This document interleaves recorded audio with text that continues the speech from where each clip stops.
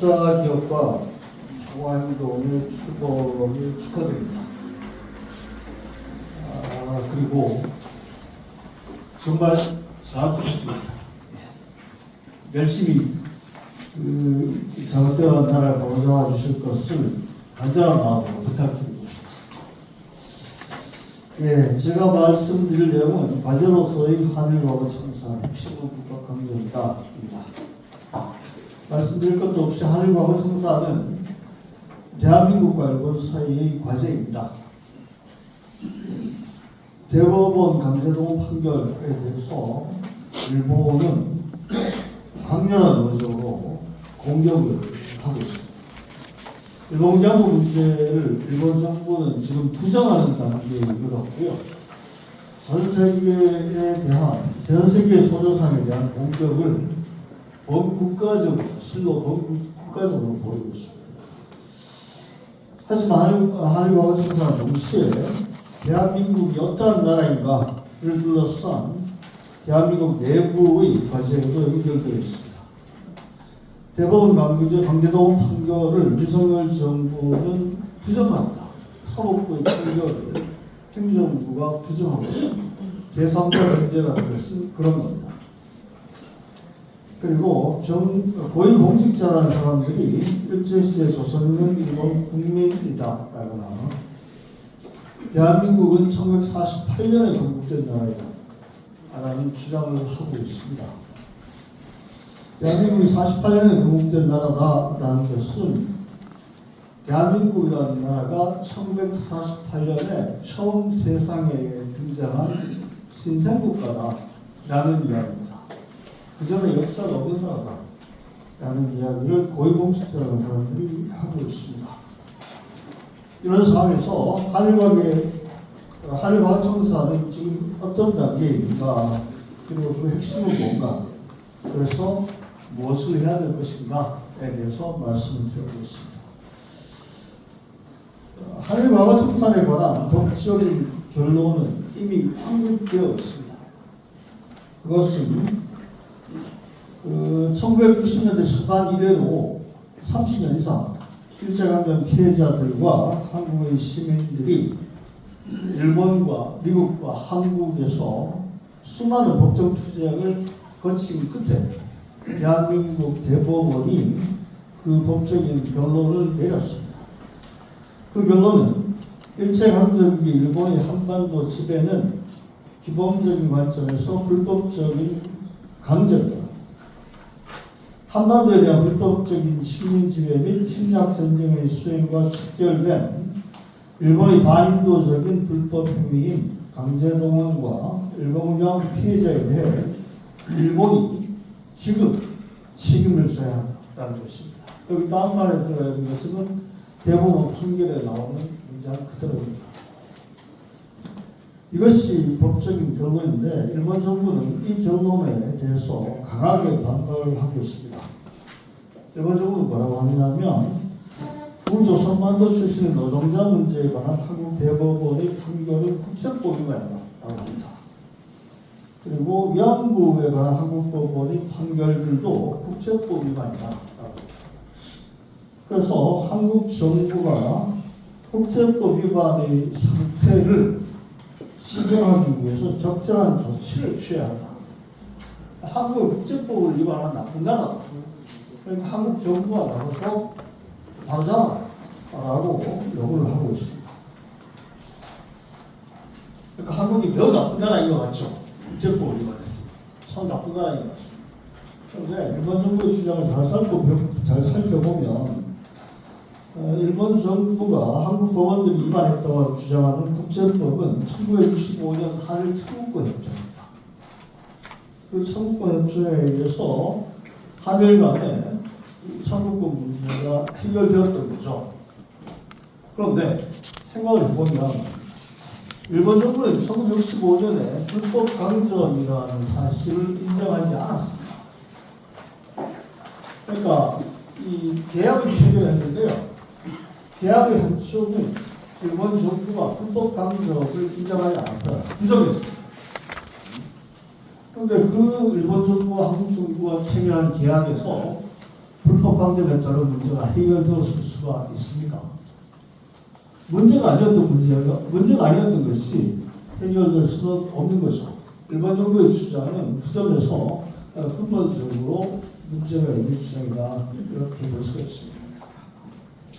결국 일본 정부의 반발은 겉으로는 청구 협정을 내세웠습니다만 일본 정부의 반발은 한국 법원들이 불법 강점을 전제로 판단한 것을 도저히 받아들일 수 없다라는 것입니다. 그래서 한국 정부에게 합법 지배였다라고 인정하라는 것입니다. 윤석열 정부가 인정하겠다라고 제3자 면제라는 것은 결국 일본의 주장이 맞다라는 것을 인정해 주는 것입니다. 자, 그래서 핵심은 불법 강점입니다. 일본의 한국에 대한 역사 부정의 뿌리에는 불법 강점의 반대말인 합법 지배라고 하는 인식이 자리 잡고 있습니다. 합법 지배였으니까 강제동원은 애당초 없었다라는 것이 일본 정부의 생각입니다. 합법 지배였으니까 위안부는 문제가 되지 않는다. 합법 지배였으니까 다케시마는 일본의 영토다. 그리고 안중근은 테러리스트다. 이게 일본 정부의 주장입니다. 그리고 국내의 뉴라이트라고 불리는 사람들 인식의 밑바닥에도 합법 지배가 자리 잡고 있다고 저는 봅니다. 일제시대 조선인은 일본 국민이다. 이것은 일본의 지배가 합법이었다라는 것을 전제로 할 때만 주장할 수 있는 것입니다. 실체는 무엇이었냐면 일제강점기 한반도 의미는 일제에서 천황의 시민이 되라고 강요가 합니다. 게다가 일제강점기 헌법이 있었느냐? 헌법 없었어요.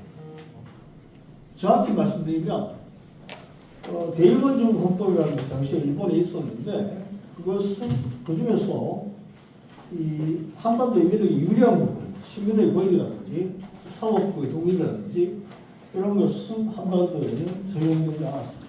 대신에 천황의 신이다, 천황의 절대적인 권력자이다 라는 맨 앞부분만 한반도에 적용된다라는 것이 일본 헌법학자들의 주장이었습니다. 그러니까 한반도 인민들은 권리는 전혀 인정받지 못하면서 천황을 신으로 같은 것을 강요받는 하등이 심리였다라는 것입니다. 이것이 실체다. 그 다음에 뉴라이트라는 사람들이 생각에 따르면 합법 지배였기 때문에 그 합법 지배에 반대한 기구는 테러리스트다. 이렇게 주장을 하는 것입니다. 자, 그러면 불법강점 핵심이라고 했는데 불법강점이 무엇인지 조금 더 구체적으로 살펴보겠습니다. 한국 대법원은, 한국 정부는 왜 일제 35년간의 한반도 지배가 불법강점이라고 하냐. 첫 번째는 헌법적인 겁니다.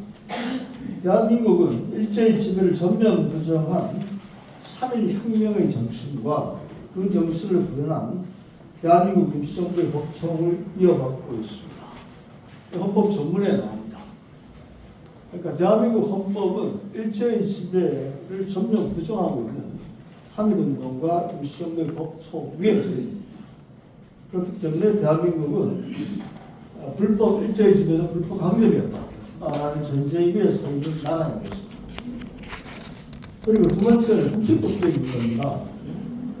1905년 을사조약과 1910년 유엔과 병합조약 등은 1990년대 이후로 많은 학자들의 연구의 결과 이거는 강박에 의해서, 강제와 협박에 의해서 체결된 조약이다. 이것은 당시의 국제법에 따르면 애당초 무효다라는 것이 발표됐습니다. 이 두 가지 근거가 있기 때문에 불법 강점이다라고 하는 것입니다. 자, 불법 강점이다라고 하면 어떻게 되느냐? 그 다음 생각해 보겠습니다. 일제가 만들었던 모든 법의 효력은 부정됩니다. 일제는 무력으로만 한반도를 지배하지 않았습니다. 수많은 법령을 만들어서 그것을 적용하면서 한반도를 지배했습니다. 하지만 대한민국 입장에 따르면 그 모든 법령은 무효다라는 것이죠. 한반도는 일본의 영토가 된 적이 없고 한반도에 있는 일본 국민이 된 적이 없다라는 것이 됩니다. 일제의 국가청도헌법과 국민징용령이라는 법이 있었습니다. 징용이라는 것은 그 법에 기초한 제도입니다. 그러니까 일본의 국민들이 된 적이 없다. 그것을 정당화하기 위해서. 그리고 두 번째는 헌법적인 겁니다. 일제가 만들었던 모든 법의 효력은 부정됩니다. 그런데 그 법이 효력이 없다라는 것이 대법원의 판단이고요. 그렇게 되니까 아무런 법적 근거가 없이 사람을 끌고 가서 일을 시킨 거다. 그러니까 강제동원이라는 것이 되는 것입니다. 일제가 법에 따라서 했다고 주장하는 독립지사의 체포, 구금, 기소, 유죄 선고, 형집행 이게 전부 다 불법입니다. 법적 근거가 없이 사람을 가둬놓고 고통을 줬습니다. 합법침해라면 어떻게 됩니까? 이게 전부 다 합법행위가 됩니다. 그럼 이 자리에 계신 모든 분들은 범죄자를 기념하고 선양하는 분들이 되는 것입니다. 합법침해라는 것은 그런 의미를 가집니다. 불법 강정이기 때문에 일제가 한반도 인민에게 가한 일체의 행위가 불법 행위가 됩니다. 자, 그럼 일제강점기에 있었던 모든 게 전부 다 부정되느냐? 그건 아닙니다. 대한민국이 인정하는 법에서 사후적으로 합법이 추진될 수가 있습니다. 일제강점기에도 부자관계가 내려졌죠. 일제강점기에도 합리적인 재산관계라는 것이 형성된 적이 있습니다. 이런 것들은 대한민국에 의해서 합법으로 추진될 수 있습니다. 대부분 외도 통계를 보게 되면 일본의 불법적인 지배에 의한 법률 관계 중에서 대한민국의 헌법 정신과 양립할 수 없는 것은 그 효력이 배제된다. 이렇게 되어 있습니다. 그러니까 독립지사를 탄압하는 경우는 대한민국 헌법과 양립할 수 없으니까 무효다라고 하고 있습니다. 자, 그럼 일제강점기 때 형성된 법률 관계 중에서 어떤 것은 무효고 어떤 것은 유효다라는 누가 판단하느냐? 대한민국이 판단합니다. 구체적인 사건에서는 대한민국의 법원이 판단합니다. 대한민국은 그렇게 판단하겠다라고 선언하고서 출발한 나라입니다. 자, 그럼 앞으로 무엇을 할 것인가 정리해 보겠습니다. 내년은 을사년입니다. 1905년 을사년이었습니다. 1965년 을사년이었습니다. 세 번째 돌아오는 을사년인데요. 내년 을사년을 1905년 을사년의 왜곡을 바로잡고 1965년 을사년의 부족을 채우는 그런 해로 만들어야 하겠다라는 생각입니다. 그러기 위해서 한일관계에서는 1905년, 1910년 한일조약 등은 강박에 의해서 체결된 것이어서 무효라고 확인되어야 한다고 생각합니다. 자, 이거 일본 정부를 설득해야 되는데 어떻게 설득할 것인가 생각해 보면 국제법이라는 게 사실은 명확하지 않은 부분이 있습니다. 국내법에 비해서 발달의 속도가 늦었습니다. 그래서 그 제약들이 유효냐 무효냐에 관해서 1905년, 1910년 당시에 국제법을 살펴보면 이 국제법이 명확하지만 게다가 하나가 아닙니다. 복수로 되어 있어요. 법이 여기 있어요. 그런데 어떤 법학자들은 강박에 의해서 승인을 하더라도 그 조약이 무효다라고 주장하는 그런 학자들이 있었고요. 다른 학자들은 아니야, 그거 무효야라고 주장하는 학자들이 있습니다. 그러니까 제국주의적 논리에 따르는 늑대의 국제법, 늑대들의 국제법과 그리고 그것을 반대하는 양들의 국제법이 함께 존재했던 겁니다. 일본 정부는 늑대들의 국제법을 가지고 그 조약들이 유효를 주장하는 것이죠. 지금 현재 그렇게 하고 있습니다. 그런데 생각해보면 양들의 국제법을 선택할 수도 있거든요. 그런데 굳이 늑대들의 국제법을 선택하고 있습니다. 왜 그럴까요? 그것은 일본 정부가 지금도 제국주의적 침략을 거부하고 있기 때문에 그렇다고 할 수밖에 없습니다. 일본이 한국의 실정과 노감이 되려면 양들의 국제법을 선택해서 그 조약들이 무효라고 인정하고 그럼으로써 한국에 대해서 자, 이제 우리 친구가 될 요건을 갖췄습니다. 친구가 됩시다. 라고 생각하는 것입니다. 그리고 그렇게 하는데 법적으로는 어떠한 장애도 존재하지 않습니다. 구체적으로 1965년 기본관계조약을 불법 강제를 확인하는 새로운 조약으로 대체하거나 그 제2조의 임의무효라는 것이 당초 무효를 의미한다는 의미한다고 한인이 공동으로 선언한 것이 필요하다고 생각합니다. 그다음 국내적으로는 불법 강점을 전제로 한 강제동원 판결과 일본군 위안부 판결이 일단 집행되어야 한다고 봅니다. 법원이 판결을 선고했습니다. 그러면 집행돼요. 그 집행을 막으려고 하는 것은 무슨 잘못입니다. 윤석열 정부 제3자 변제라는 것을 내놓고 지금도 나오는 밀어붙이고 있습니다. 그런데 이거 명백히 위헌입니다. 사법부의 판결을 행정부가 부정하는 것이기 때문에 이것은 헌법상의 사법을 및 원칙을 정면으로 부정합니다. 이미 위헌 사유는 사고 넘칩니다만 이것도 명백한 탄핵 사유는 사고 넘칩니다만 이것도 명백한 탄핵 사유입니다. 그 다음에 대한민국의 정체성을 확고히 해야 한다고 생각합니다. 건국절 만들자라고 하는 주장하는 사람들이 있습니다만 건국절 또 만들 필요 없습니다. 왜요? 이미 있으니까요. 대한민국 헌법은 유구한 역사와 전통에 있는 우리 대한민국 국민이라고 시작됩니다. 왜 유구한 역사일까요? 우선 방문 할아버지부터 시작되기 때문에 유구한 역사라고 합니다. 1948년부터 시작됐으면 유구한 역사라는 헌법적으로 맨 앞에 나올 수가 없습니다. 대천절은 영어로 National Foundation Day of Korea라고 있습니다. 정부에서 번역한 용어입니다. National Foundation Day of Korea니까 한국이 건국한 날입니다. 그러니까 이미 건국절은 있는 겁니다. 그게 대천절입니다. 한반도에는 단군이 건국한 하나의 나라가 존재하고 있습니다. 존재해 왔습니다. 물론 시대에 따라서 국제 정책 또는 국호의 변경은 있었죠. 삼국시대가 있었고요. 고려, 조선, 대한제국, 대한민국 이렇게 국호와 정치에 바뀌었습니다만 한반도에는 한 나라가 존재한다. 이렇게 얘기하면 그걸 서로 충분합니다. 일제의 지배를 전면 부정한 3.1혁명의 정신과 대한민국 임시정부의 법통이라는 대한민국 헌법의 핵심적 가치를 토대로 한 역사인식을 강화해 가야 된다고 생각합니다. 제가 굳이 3.1혁명을 적었습니다. 헌법 저번에 3.1운동이라고 이것도 저는 헌법 개정안 바꿔야 된다고 생각하는데 3.1은 황제가 주권을 가지고 있던 시대로부터 국민의 주권을 가진 시대 바뀌어야 된다라고 하는 한반도 인민의 결단을 한 날입니다. 그렇기 때문에 헌법 제정 권력의 교체를 의미하는 것이고요. 그러므로 3.1혁명이라고 부르는 것입니다. 자, 중요한 것은 대한민국의 마음입니다.